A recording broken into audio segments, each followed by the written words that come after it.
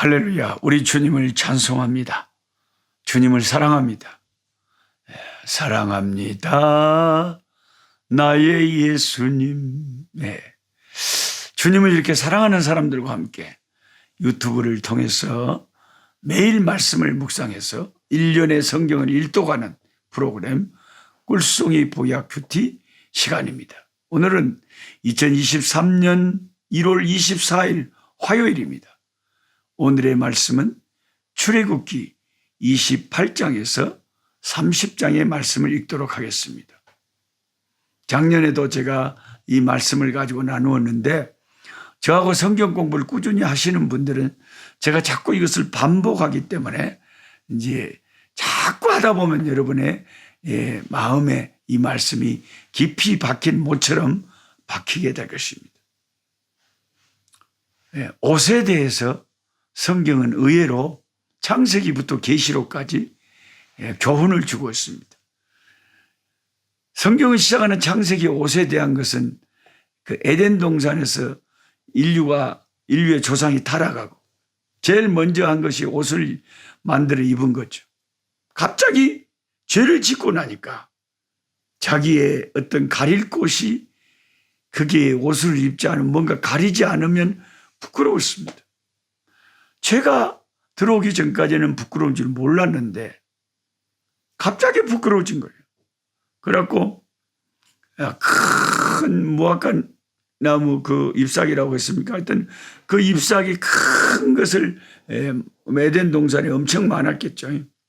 오늘날 우리 한국 같으면 토란대 같으면 토란 잎사귀 같은 게 괜찮거든요. 겁나게 이렇게 비가 와도 우산처럼 그냥 물방울이 되고 동글동글 내가불고 그런 토란대도 하여튼 뭐든 이런 것을 다 좋은 재료의 나무들을 엮어가지고 치마처럼 딱 해갖고 이제 옷을 입은 거죠. 최초로 옷을 만들어 입은 거죠. 그렇게 시작되는 것이 창세기에 있습니다. 그런데 하나님 찾아오셔서 그들의 죄를 하나님께서 책망하시고 그들에게 그 죄 때문에 일어날 결과들에 대해서 다 말씀하신 다음에 그래도 불쌍하셔가지고 하나님이 만들어준 옷 이야기가 나오는 창세기. 그게 짐승의 가죽옷으로 입혀서 아담과 하에게 준 거죠. 주어서 입힌 거죠.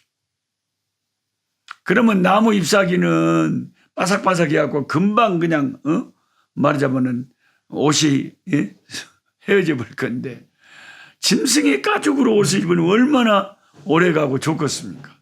품질이 좋은 거죠. 그런데 그 말씀에서 깨달은 것이 짐승의 가죽이 생기려면 짐승이 피를 흘리고 죽어야 되는 거예요. 짐승이 희생을 해야 되는 거죠. 짐승의 희생 후에 그 옷이 입혀지는 거죠.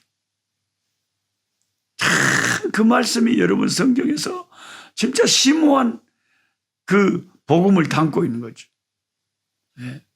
예수님의 피값으로 예수님의 희생의 피가 흘려졌을 때 예수님이 의의 옷을 만들어서 죄인된 우리에게 입혀주실 수가 있다.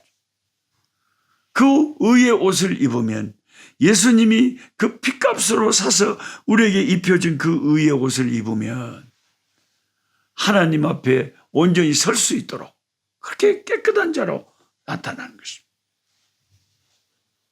출애굽기 28장, 출애굽기 또 39장 제사장의 옷에 대해서 기록을 하고 있죠. 일단 첫 인상은 제사장의 옷은 엄청나게 화려합니다. 속옷, 겉옷, 에봇, 머리에 쓴 관, 가슴에 흉패, 허리띠 아주 그냥 제사장이 탁하게 옷을 입고 있는데 딱 제사장의 그 의상만 봐도 와 대단하다. 이래 엄청나게 그런 생각이 들도록 화려하다 이 말이죠. 그 옷을 입고 움직이는 제사장이 발을 떼고 움직일 때마다 금방울 장식에서 소리가 찰랑찰랑 났습니다. 참 이 구약의 모세 시대 대제사장 아론의 이런 값비싸고 금빛 찬란한 컬러풀한 의상을 보고 그런 기록을 읽고 있자니 이 땅에 계실 때 진정한 우리의 대제사장이셨던 예수님의 초라한 모습과 이게 비교가 되는 거죠. 선지자 이사야가 묘사한 글에 의하면 예수님은 고운 모양도 없고 풍채도 없은즉 우리의 보기에 흠모할 만한 아름다운 것이 없도다. 그는 멸시를 받아 사람들에게 버림받았으며 간고를 많이 겪었으며 질고를 하는 자, 마치 사람들이 그에게 얼굴을 가리는 것 같이 멸시를 당하였고 우리도 그를 기이 여기지 아니하였도다 하고 이사야 53장에 기록됐습니다. 아니 구약의 모세 시대의 대제사장의 의상은 엄청나게 화려하고 움직일 때마다 금방울 소리가 나는데 진정한 하나님의 영원한 참 대제사장이신 우리 구주 예수님은 이 세상에 계실 때 태어나기를 마국간에서 태어나고 그리고 너무 참 집도 절도 없이 고생하고 사시다가 마지막에 갈보리 언덕에서 피 흘리고 죽으셨. 그러니까 그 구약의 그 화려한 대제사장의 의상을 이렇게 기록하는 거고 우리 예수님의 생애하고 비교해 보면 예수님이 진정한 영원한 대제사장인데 그렇게 비참하게 고생하시고 가셨다. 너무 비교가 되는 거죠. 아론의 머리에는 멋진 금관이 있었지만 진정한 대제사장이신 예수님의 머리에는 가시관이 씌어졌죠. 아론의 허리에는 금띠가 둘러 있었지만 예수님의 허리에는 창으로 찔려 피가 터져 나왔죠. 영광을 버리시고 우리 위에 낮아지신 대제사장이신 우리 주님. 그러면 여러분이 저한테 물어볼 수 있어요. 아니 목사님 그러면 구약은 다 예수님에 대한 상징인데 구약의 대제사장이 그렇게 화려하게 의상을 입었다면 왜 예수님은 이 땅에 계실 때 구약의 대제사장처럼 그렇게 화려하게 살지를 못하고 그렇게 비참하게 허리는 금띠로 구약의 제사장에 들려진 그 허리가 창에 찔려 피가 터져 나오고 주님의 머리는 금관이 아니라 주님의 머리는 가시관이 씌어 있었을까요? 이렇게 여러분이 질문을 한다면 참 좋은 생각이십니다. 그런 생각과 질문을 가지고 성경을 봐야 돼요. 제 대답은 이것입니다. 똑같은 제사장이지만 예수님은 제사장이면서 동시에 이 세상에 계실 때는 속죄 양으로 오신 거예요. 저와 여러분의 죄를 대신할 속죄할 양이 되셔서 희생을 당해야 될 양으로 오신 거예요. 구약의 아론 그 제사장들은 자기가 양이 돼서 죽는 그런 상황은 아니었거든요. 짐승을 잡아 죽였거든요. 근데 예수님은 자기 자신의 생명을 십자가에 달려 죽게 해서 우리를 살리시는 우리를 속죄하는 어린 양이 되셔야 됐기 때문에 속죄할 양이 화려할 수가 없잖아요. 죽어야 되는데. 그래서 그런 거예요. 그리고 구약에 예표된 주님의 그 영광은 대제사장의 영광은 다시 오실 때 왕이 되셔서 만왕의 왕 내 주께서 우리 만왕의 왕이 내 주께서 다시 오실 때 만물이 그 앞에 복종하고 모든 자들이 그 앞에서 벌벌 떨고 심판을 받게 되고 주님의 그 화려한 영광을 우리가 영원히 보게 될 것입니다. 그것은 장차 이루어질 주님의 그 영광입니다. 처음 오셨을 때는 속죄 양의 사명을 가지고 오셨기 때문에 그렇게 비천하게 고통당하면서 사셨던 거죠. 이해가 되시죠?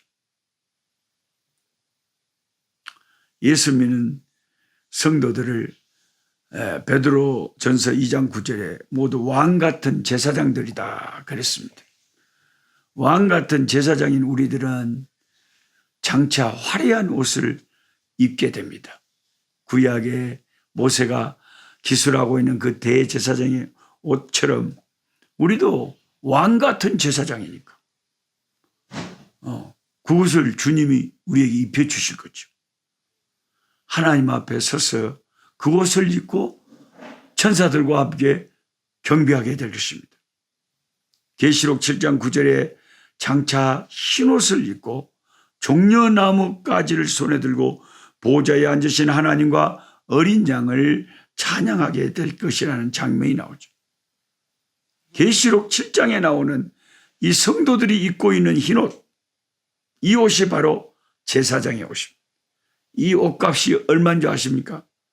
이 옷값이 수억도 아니고 수조도 아니고 천억도 아니고 이 세상의 값이 아니라 예수 그리스도의 생명의 피값으로 산 옷을 성도들이 다 입고 있는 거예요. 제가 지금 입고 있는 이 옷도 한국에서 방문하신 목사님 사모님이 주신 거예요. 좋다고 제가 입었어요. 이건 얼마나 되는지 몰라요.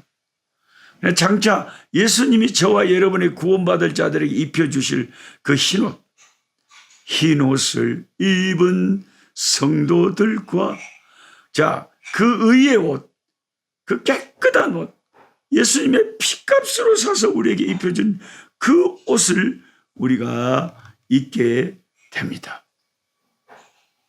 제가 매년 말씀드리지만 옷의 기능이 3가지가 있습니다. 가장 중요한 기능 3가지.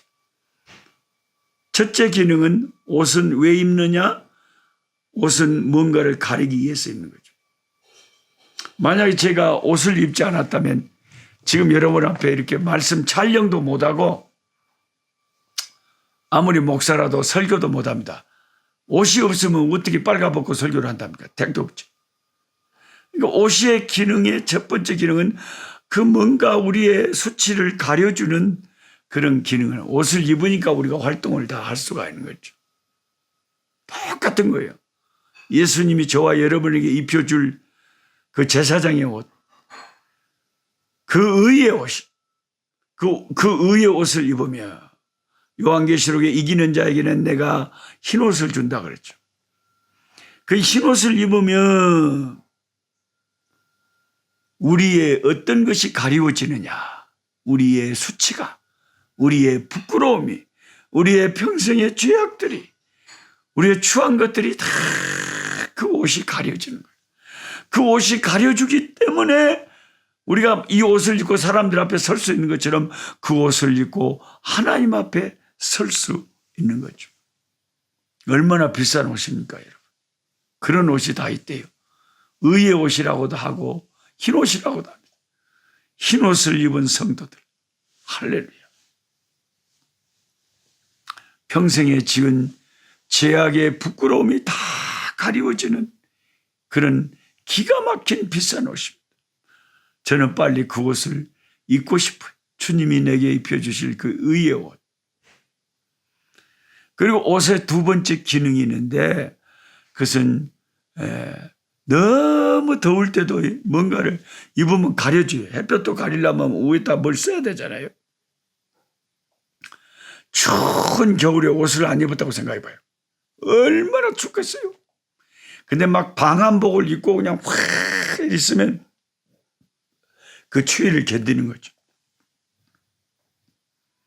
한때 그 옛날에 올림픽, 동계올림픽 한국의 평창에서 열렸을 때 롱패딩 방한복이 유행했어요. 예. 그게 입으면 따뜻하다. 예수님이 입혀주실 흰옷을 입으면 어떤 해도 어떤 추위와 더위도 우리를 침범하지 못합니다. 그 옷은 우리를 철저히 보호해 줍니다. 그 흰옷을, 그 의의 옷을 입은 우리들을 천사들이 부러워한다니까요. 하나님이 자기 백성들에게 저 옷을 입혀주고 예수님이 피 흘려서 우리의 의의 옷을 사서 입혀주실 때 그것은 천사를 위해서 예수님께서 죽으신 게 아니고 저와 여러분을 위해서 죽으신 거죠. 세 번째 옷의 기능은 패션 기능입니다. 옷이 날개란 말이 있습니다. 멋진 옷을 입으면 사람이 참 이뻐 보이고 멋져 보입니다. 예. 나중에 저와 여러분들이 주님이 핏값으로 산 흰 옷을, 의의 옷을 우리에게 입혀주시고 우리가 서로 마주 볼 때, 그 옷이 날개라고요. 와, 천사보다 더 멋져. 천사보다 더 멋져. 예. 그러니까 예수님이 자기 피로, 생명의 희생의 피로 사서 우리에게 입혀주실 그 의의 옷, 그 제사장의 옷. 참 여러분, 예? 천국에 가면은 내가 그냥 벌거벗은 자처럼 하나님 앞에 설 것 같아요? 못 섭니다. 그렇게는. 하나님 앞에 접근도 못해요. 그러면. 하나님에게는 죄가 전혀 없어요. 그러니까 주님이 피로 값주고 사신 의의 옷을 입고 우리는 하나님의 보좌 앞에 당당하게 서는 것입니다. 할렐루야! 복음의 진리를 알면 알수록 얼마나 주 예수 그리스도 우리 주님이 고맙고 감사한지 모르죠. 하나님 아버지, 제사장의 화려한 옷을 봅니다. 속옷도 있고 겉옷도 있고 또 애복까지 있고 아버지 금관도 있고 아버지 금벨트도 있습니다. 그리고 제사장들이 밑에는 쫙 치마처럼 막 있고 치마 끝을 따라서 동그랗게 그냥 석류와 금방울들이 짤랑짤랑하고 아름다운 신발을 신고 다니고 있습니다. 너무나 찬란하고 화려합니다. 예수님께서 그 피로 값주고 의의 옷을 만드셨어. 우리에게 그날 입혀주실 걸 믿습니다. 아버지, 우리가 구정을 당하고 한국에 추석이나 이런 명절을 당하면 아무리 가난한 집이라도 부모가 새 옷을 입혀주듯이 우리가 하나님 앞에 서서 우리 주 예수 그리스도의 날이 임하면 그 귀한 대축제 날에 주님이 우리를 가만 놔두지 않고 새 옷을 만들어서 입혀주시리라 믿습니다. 이기는 자는 흰옷을 입고 다닐 것입니다. 주님의 의의 옷을 입는 자들은 너무나 아름답고 모든 죄가 가려지고 모든 해로운 것에서 보호함을 받는 영원히 영광 중에 빛나는 그런 삶이 될 것입니다. 그 비싼 옷, 우리 주 예수 그리스도의 생명의 값으로 사신 그 옷, 그 옷을 우리에게 입혀주시면 저희들이 얼마나 좋을지 모르겠습니다. 주여, 그 확신, 그 구원의 확신, 그 의의 옷을 입을 확신을 가지고 오늘도 우리 주님께 감사하면서 나아가게 하여 주시옵소서. 우리 구주 예수님의 이름으로 기도하옵나이다. 아멘. 약한 자 힘주시고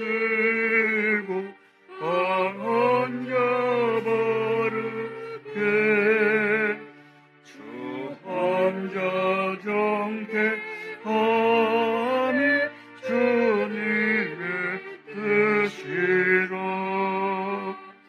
해 아래 압박 있는 곳 주 거기 계셔서 그 팔로 막아 주시오.